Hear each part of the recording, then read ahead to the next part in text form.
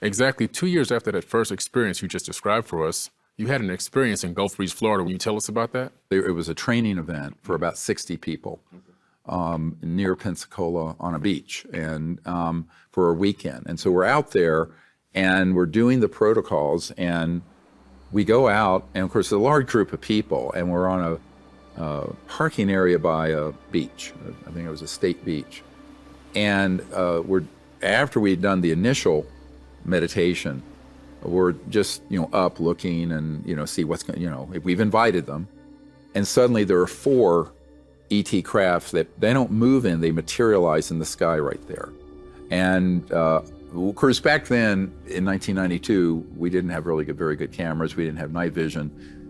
I think someone had an old Hi8. And we had this amazing contact event.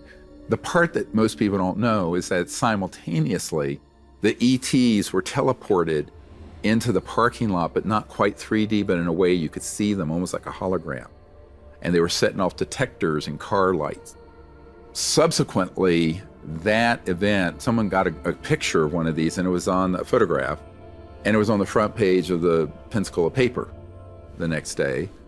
That ended up kicking this up to the intelligence community. And within a few days, I was approached by the head of Army intelligence and people from the CIA and National Security Agency.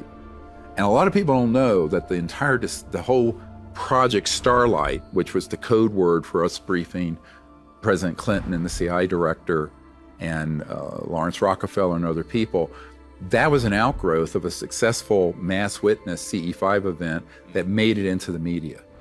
And so most people don't understand there's a direct line from the CE5 contact event and the entire founding of the global disclosure movement back in 1992.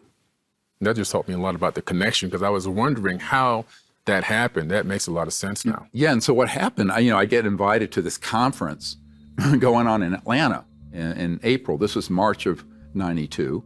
And I go there, they put me at the head table with General Albert Stubblebine III, who'd been head of Army intelligence, and some CIA and NSA people. I'm going, oh, this is weird. What the hell am I doing with these guys?